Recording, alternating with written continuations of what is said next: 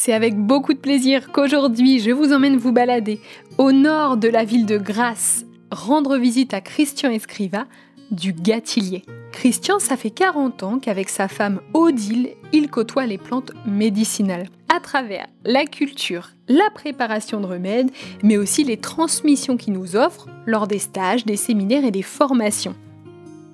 Issu à la fois d'un parcours lié à la physique-chimie, mais aussi à la philosophie et à la psychanalyse, il incarne parfaitement le pont, capable d'unir l'observation de la chimie d'une plante et l'analyse des ressentis physiques et émotionnels qu'elle vient faire naître chez l'homme. Il nous parle donc de ce point de rencontre entre le visible et l'invisible qui devient accessible, du moins en partie grâce à nos sens, à travers cette fameuse approche sensorielle pour laquelle il travaille depuis déjà un certain nombre d'années. Il a énormément de plaisir à la transmettre et ça c'est important puisque c'est nous qui pouvons poursuivre ce travail, notamment grâce à l'olfaction dont on parle beaucoup sur cette chaîne. Alors Christian, est-ce que tu peux commencer par introduire l'approche sensorielle ? Elle concerne l'étude de certains extraits de plantes. Les plus courants, les plus connus en tout cas, sont les huiles essentielles sans doute, mais on peut parler des teintures amères, des extraits de gémothérapie aussi, ou même d'autres extraits un peu moins connus auxquels la méthode peut être appliquée. Donc c'est une méthode qui utilise nos sens, et principalement le sens olfactif. Quel constat as-tu fait? Quels enseignements t'ont donné envie d'aller approfondir cette méthode? On regarde les points de vue officiels, les points de vue qu'on peut dire académiques, conventionnels, c'est-à-dire qui sont enseignés plus ou moins dans les universités ou bien dans les écoles de plantes par exemple. Pour ces points de vue, on peut dire qu'il s'agit de descriptions fondées sur des considérations botaniques ou des considérations chimiques.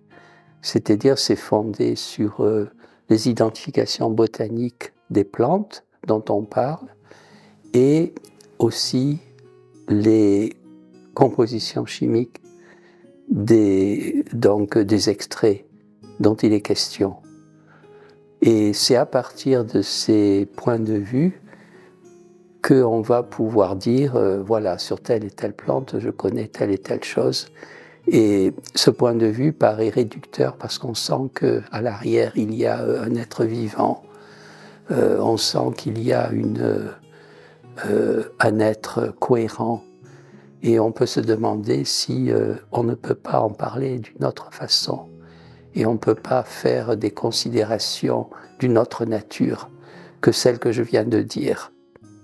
Et donc,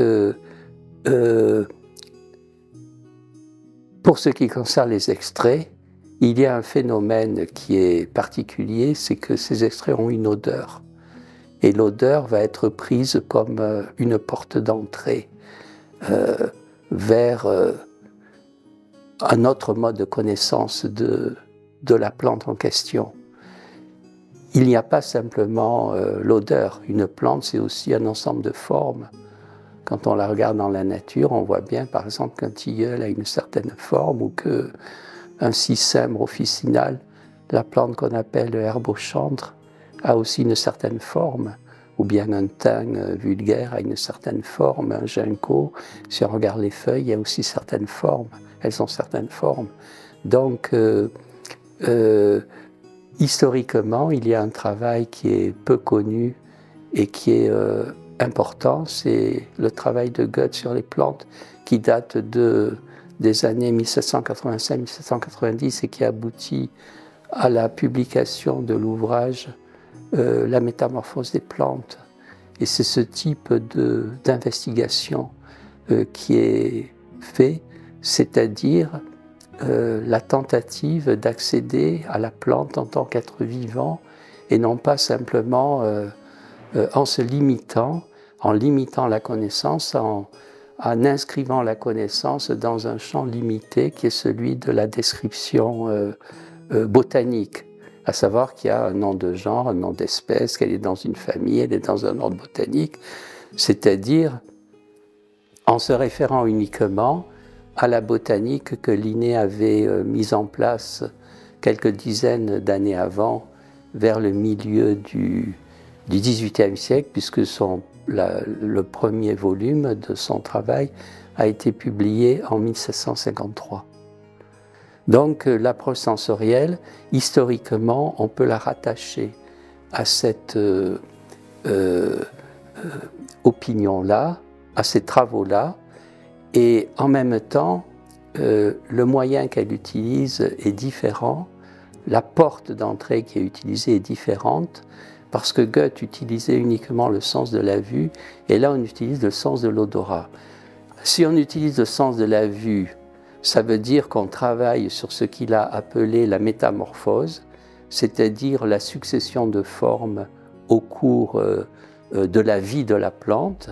À partir de ce type de considération, on peut avoir une certaine idée, une certaine représentation de ce qu'il appelle l'archétype de la plante, cette unité, cet être cohérent dont je parlais à l'instant. Et pour ce qui concerne l'approche sensorielle au sens où nous l'entendons, ce n'est pas principalement la contemplation des formes, c'est plutôt l'observation du chimisme par notre système olfactif. Donc il y a un parallèle entre les travaux de Goethe et l'approche sensorielle au sens où nous utilisons ce terme. Dans l'approche de Goethe, il s'agit d'observer les formes et ce qu'il appelle la métamorphose pour essayer d'accéder à l'archétype, on va dire. Et pour l'approche sensorielle, l'outil principal, c'est le sens olfactif, c'est-à-dire que finalement, on observe le chimisme.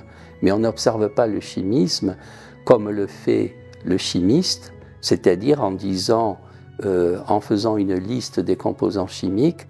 En fait, par le sens olfactif, on peut faire l'expérience d'une cohérence et qu'on va rattacher à ce qu'on appelle l'être de la plante, ou plus fréquemment, je préfère parler du génie de la plante, par exemple du génie d'une espèce. Mais du coup, est-ce qu'on peut considérer que l'approche sensorielle pratiquée par la vue et celle pratiquée par l'odorat sont complémentaires ? Oui, on peut considérer cela, et on peut considérer même que l'approche sensorielle, au sens où je l'entends, est le prolongement des travaux de Goethe.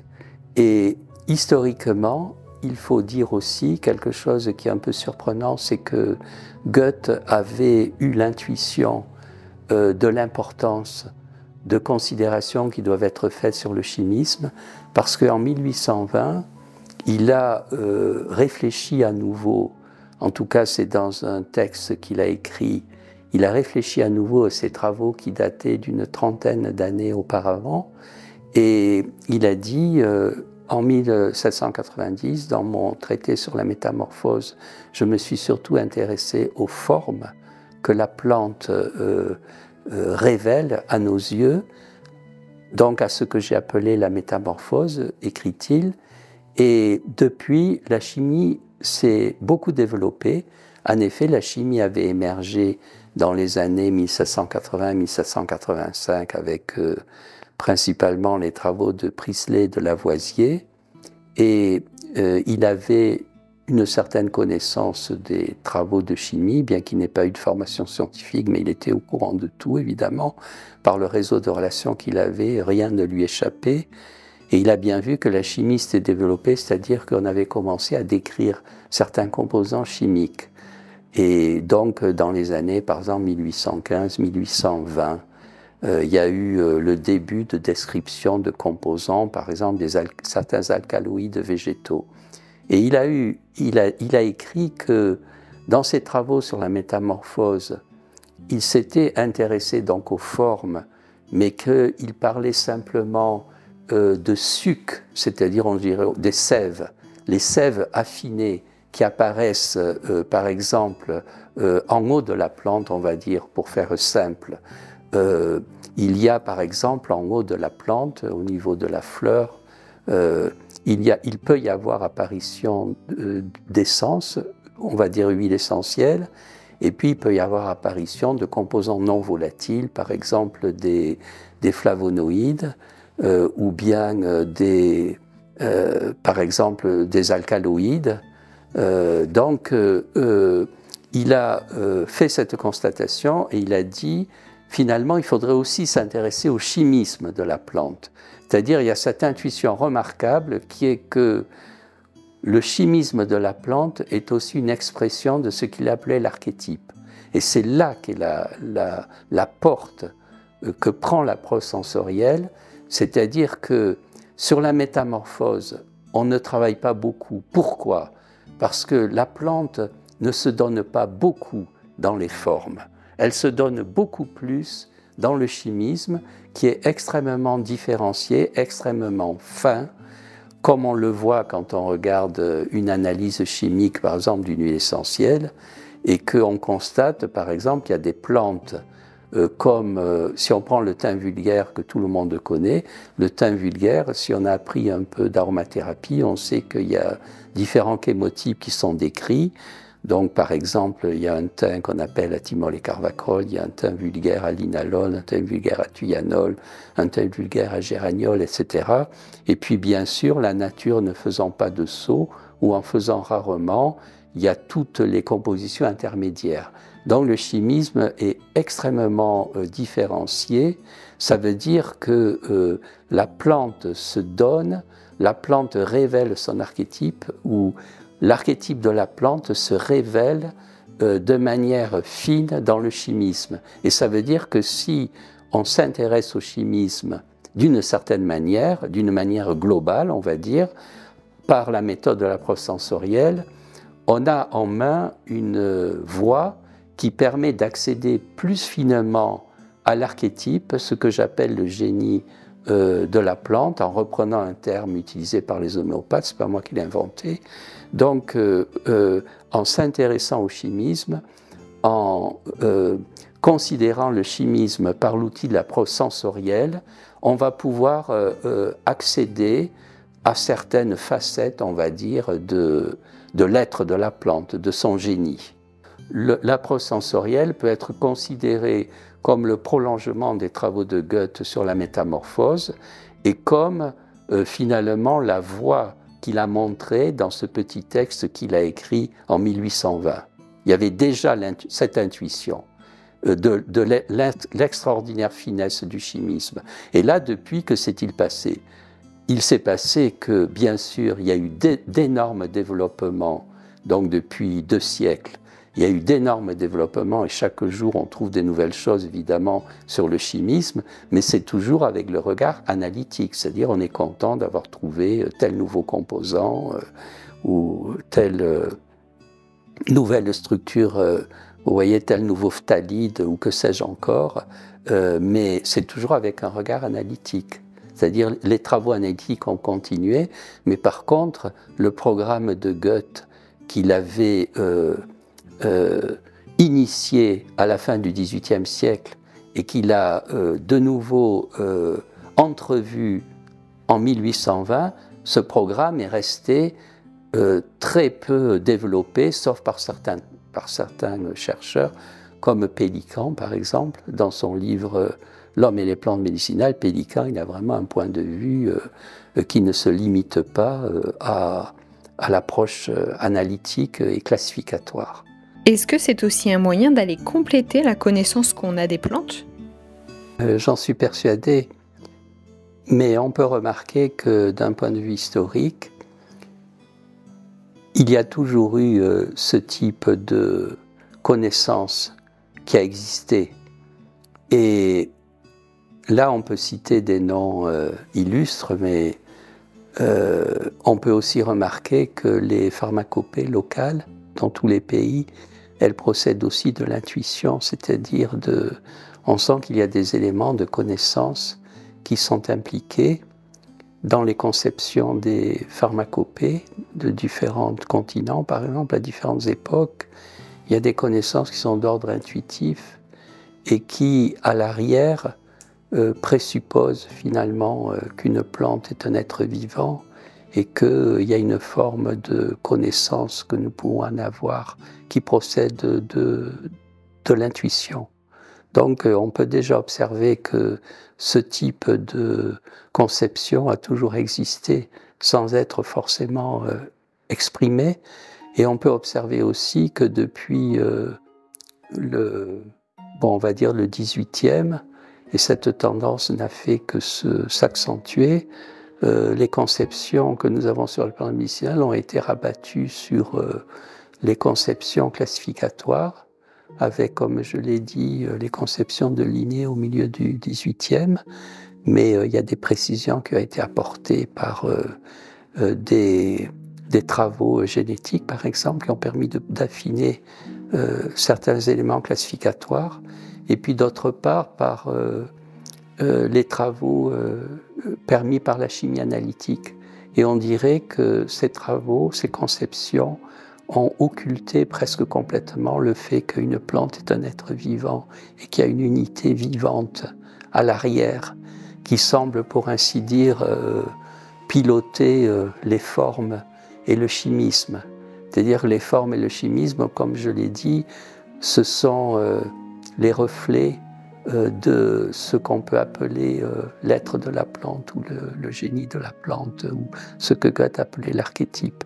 Donc dans cette perspective, ça voudrait dire que l'approche sensorielle, c'est un prolongement et un approfondissement de ces différentes conceptions, soit des pharmacopées locales, soit, je ne l'ai pas dit, mais évidemment je pense aux conceptions d'Hildegard de Bingen par exemple, qui a un rapport direct avec la plante elle-même, en tant qu'être vivant. Elle en parle quand elle parle des subtilités des créatures divines et qu'elle parle des plantes, ça veut dire ce qui est les subtilités au sens étymologique du terme, c'est-à-dire ce qui est à l'arrière, qui est caché, qui est profond. On a parlé du génie de la plante, de génie du remède, mais quelle est la différence entre les deux ?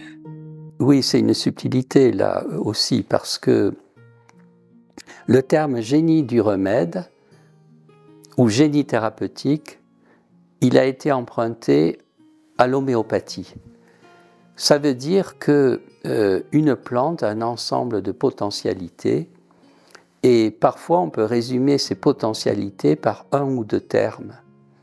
Un peu comme un haïku japonais qui permet en un seul ou en quelques mots de résumer par exemple un paysage ou bien une situation.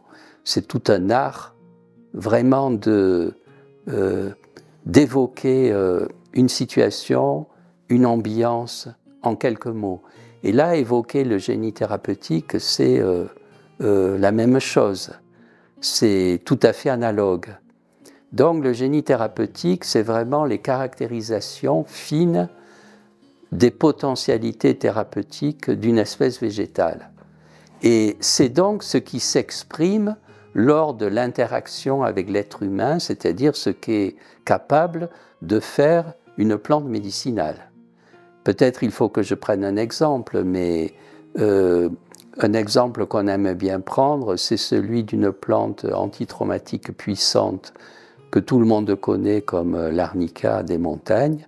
L'arnica des montagnes, on pourrait dire que son génie thérapeutique est principalement caractérisé par un ensemble de vertus antitraumatiques qui sont d'ailleurs déclinées sur le plan physique ou alors sur un plan plus immatériel, psychique, avec cette capacité, donc sur le plan psychique, de faire remonter des situations traumatiques plus ou moins récentes, plus ou moins anciennes, et puis de favoriser leur assimilation, leur guérison, donc favoriser la résilience, pour utiliser un terme à la mode.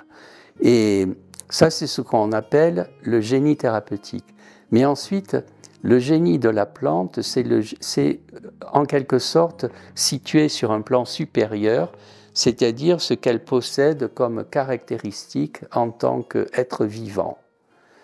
Donc là, c'est sans doute un concept qui est plus difficile à comprendre que le génie thérapeutique, mais il y a quelque chose d'autre chez une plante. Il y a un ensemble de qualités, il y a un ensemble de caractéristiques qui lui appartiennent en propre et qui sont d'ailleurs à comprendre entre autres par sa position au sein de l'évolution des espèces végétales, par exemple, ou bien qui sont à comprendre par des caractéristiques propres à son chimisme, quels sont les composants qu'elle utilise sur le plan chimique pour s'exprimer. Ceci est arrangé plutôt du côté de ce qu'on appelle le génie de la plante.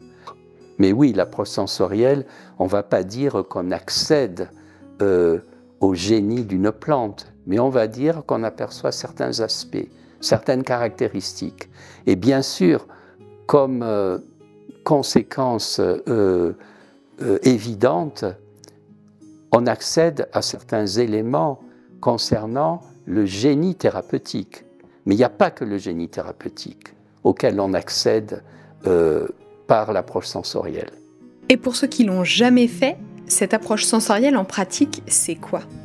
Me demander de décrire comment se passe une telle expérience, je peux le faire, mais c'est la même différence qu'entre raconter un voyage et puis le faire. Il vaut mieux le faire, le voyage, mais on peut toujours essayer de le raconter. En pratique, il y a bien une méthode. Et la méthode consiste, on peut dire, à plonger dans l'odeur d'une plante, comme on peut plonger, par exemple, dans un morceau de musique, ou comme on plonge dans la contemplation d'un tableau de maître, par exemple, ou comme on plonge dans la contemplation d'un paysage, ou peut-être par moment, l'attention peut se focaliser sur certains détails du tableau ou bien du paysage ou certaines notes de musique, mais ça, ce n'est qu'un certain niveau d'expérience. Ensuite, il y a un niveau plus profond dans lequel on plonge dans l'extrait de plantes, par exemple l'huile essentielle, d'une manière globale. Et quand on fait cette plongée-là, on s'aperçoit qu'on perçoit des éléments qui sont qu'on peut essayer de communiquer, mais on perçoit une cohérence parfaite et en tant que substance odorante, mais qui est dotée de certaines qualités qu'on va pouvoir essayer de qualifier, de traduire en mots, mais c'est comme une rencontre avec un tableau de maître, par exemple, où on voit l'impulsion qu'il y a eu, qui est à l'origine du tableau finalement, et puis qu'il a réussi à communiquer un instant particulier avec un événement particulier, avec un message souvent ou des messages. Et puis finalement ce qui est ressenti à l'intérieur de lui et qui était, comment dirais-je, lié à finalement l'être de la situation, les caractéristiques de la situation, l'intensité de la situation. Si on prend un tableau de Vermeer, par exemple, c'est des instants qui sont saisis avec la beauté de quelque chose, et puis des messages, une paire de chaussures dans un coin, vous voyez, qui est rattaché au tableau dans sa globalité. Est-ce que c'est accessible à tout le monde, même en cas d'anosmie par exemple? La question concerne plusieurs aspects, c'est-à-dire est-ce qu'il est nécessaire d'avoir une expérience? Et puis deuxièmement, il y a une question qui est un peu secondaire, est-ce qu'il est nécessaire d'avoir un odorat? Bon, je peux répondre à la première question, c'est-à-dire est-ce qu'il est nécessaire d'avoir une expérience? Eh bien justement, quand on pratique l'approche sensorielle, on s'aperçoit qu'il y a une question d'entraînement.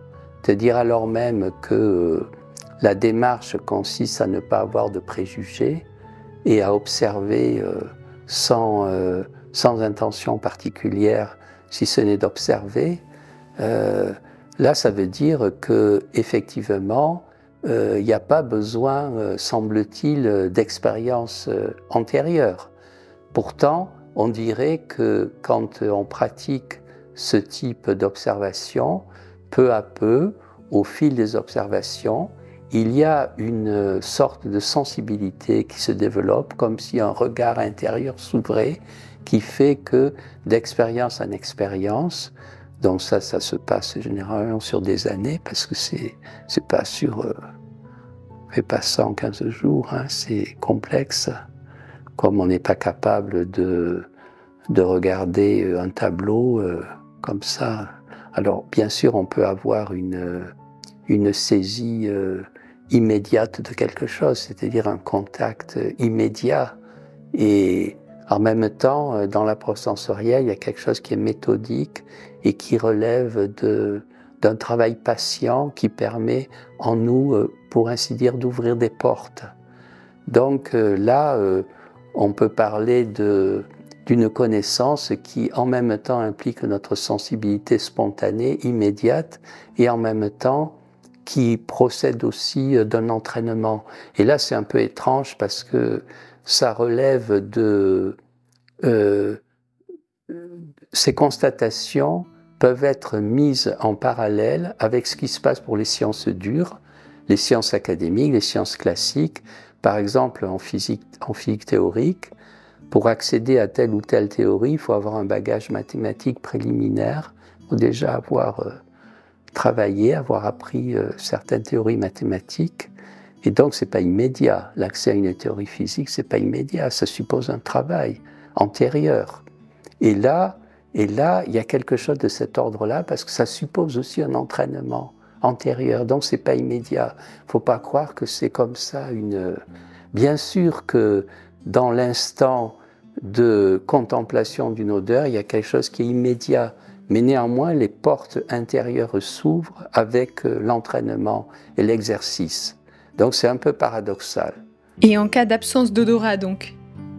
En réalité, l'expérience montre que même si on souffre d'anosmie, on peut quand même percevoir dans notre corps et dans notre esprit, on peut percevoir ce qu'on peut appeler certains niveaux d'organisation de la plante qui vont se manifester dans notre corps et dans notre esprit d'une certaine manière. C'est difficile à comprendre, mais je peux aussi dire que pour ce qui concerne par exemple certains types d'extraits, il n'y a pas d'odeur. C'est-à-dire il y a des extraits qui n'ont pas d'odeur, qui n'ont plus d'odeur. Pourquoi ? Par exemple, parce que ce sont des extraits qu'on a dilués, comme on le fait en homéopathie. Mais ça peut être aussi parce que ce sont des extraits qui sont très peu pourvus d'odeur, même quand il s'agit d'une teinture mère. On a peut-être juste quelques traces d'éléments volatiles. Et l'expérience montre que même avec ces extraits qui ont très très peu de notes olfactives, il y a des choses qui peuvent être perçues, il y a des choses qui peuvent être lues, et donc il y a un certain contact avec le génie de la plante qui peut être établi. Mais je conçois que c'est quelque chose qui est difficile à comprendre, surtout dès lors qu'on parle de dilution homéopathique.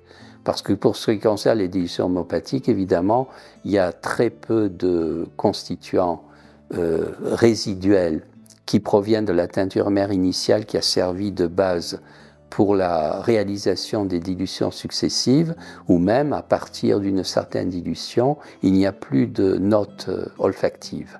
Donc finalement, on est en présence d'une odeur sans odeur. C'est un peu difficile à comprendre, mais en tout cas, le contact, dans le cadre de l'approche sensorielle avec cet extrait, révèle que il y a une manifestation de certains effets au niveau physique et au niveau psychique, et il y a vraiment un contact avec quelque chose, avec une réalité impalpable, immatérielle, et qui peut être décrite avec des concepts adéquats. Quel type d'extrait on peut utiliser pour justement pratiquer cette approche? Donc nous avons dit quelques mots sur les huiles essentielles, mais il existe d'autres extraits qui sont en réalité beaucoup plus faciles à réaliser, comme les teintures mères. Pour donner une idée de la facilité de réalisation des teintures mères, je peux donner l'exemple suivant. Voici 1 litre d'huile essentielle de lavande officinale sauvage qui a été distillée hier. Donc c'est sur une station qui en comprend beaucoup. dans les Alpes-Maritimes et elle a nécessité à peu près 120 ou 130 kilos de plantes fraîches. Et quand on fait la teinture mère, on ne prend pas exactement la même partie de la plante. Quand on fait la teinture mère, on prend plutôt juste l'épifloral, en prenant beaucoup moins de tiges. C'est-à-dire que, par exemple, de cette quantité 120 ou 130 kilos, on aurait tiré peut-être une trentaine de kilos d'épifloraux. Et avec cette trentaine de kilos d'épifloraux, on aurait pu réaliser, grosso modo, c'est pour donner une idée, une centaine de litres de teinture mère. Donc, avec les mêmes plantes, j'ai réalisé 1 litre d'huile essentielle, j'aurais pu réaliser 100 litres de teinture mère. La teinture mère a l'avantage de pouvoir être absorbée par voie orale. Et avec cette méthode de fabrication, donc pour une teinture mère, je peux par exemple faire des extraits en quantité minime de plantes très très rares, de plantes protégées, qu'il faut absolument protéger avec une fraction de gramme. Je peux réaliser suffisamment de teinture mère pour pouvoir en faire une étude dans le cadre de l'approche sensorielle. Donc c'est extrêmement intéressant d'utiliser les teintures mères. Et puis au niveau des usages en thérapeutique, évidemment, les teintures mères, on peut les ingérer dans l'eau. Donc c'est très pratique pour la thérapeutique. Et au niveau environnemental, c'est sans doute moins périlleux de fabriquer des teintures mères que de distiller. Est-ce qu'on pourrait aussi utiliser les extraits de gémothérapie? Oui, il y a la fameuse gémothérapie qui est donc d'invention récente, à peu près années 60, par le docteur Paul Henry, donc le médecin belge qui a inventé la gémothérapie, qui a créé le terme en le calquant sur le terme phytothérapie, en le calquant sur le terme aromathérapie. Dans la gémothérapie, elle utilise des jeunes tissus végétaux en croissance. Et là, vu le peu d'effets de mode dont bénéficie encore la gémothérapie, finalement la gestion des stations peut bien se passer, mais il faut quand même s'en préoccuper parce qu'il y a des espèces qui sont décrites en gémothérapie et qui sont fragiles. Par exemple, le figuier, si on ramasse tous les bourgeons d'un figuier, on peut nuire à ça. Il y a des branches qui peuvent sécher, il faut ramasser qu'une partie des bourgeons, mettons ramasser un quart. Ensuite, il y a des espèces pour lesquelles il n'y a pas de problème, par exemple le frêne élevé, ou bien encore certains diraient que le frêne, dans certaines régions de France, est malade, pas partout, mais par exemple, si on ramasse de l'aulne glutineux, quand on ramasse de l'aulne glutineux, on ramasse une infime partie des bourgeons d'un arbre, il n'y a pas de nuisance pour l'arbre. Ensuite, il y a des espèces, par exemple, si on prend le mûrier noir, on a arrêté de le planter, on l'a un peu oublié, donc on ramasse sur des vieux mûriers et ça pose des problèmes. Le mûrier noir, il faut faire attention. Quand on le ramasse, il faut que ce soit dans une région où il y en a suffisamment, et puis sur un arbre, il ne faut jamais tout ramasser. Mais l'approche sensorielle peut s'appliquer aussi aux extraits de gémothérapie, et principalement aux extraits dilués et dynamisés, parce que l'expérience montre que l'approche sensorielle appliquée aux extraits mères, c'est-à-dire l'équivalent des teintures mères, dans l'approche sensorielle appliquée aux extraits mères, elle est moins facile.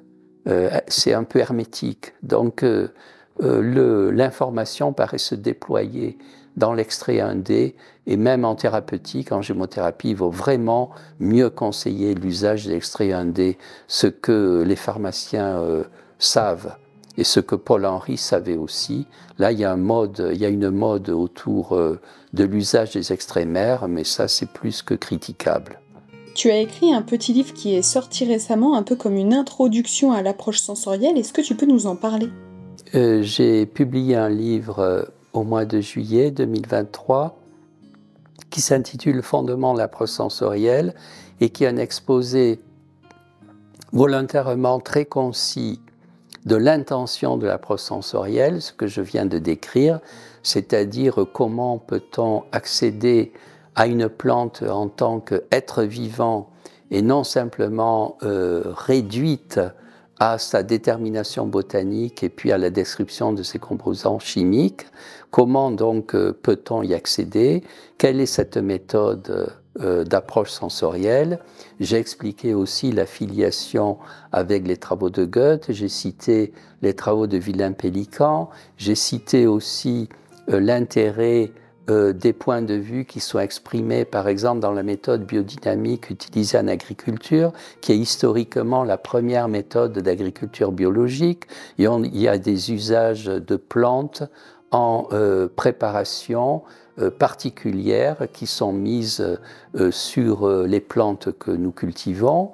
Donc j'ai expliqué cela et puis j'ai donné des exemples très brefs concernant des espèces que tout le monde connaît, plus ou moins.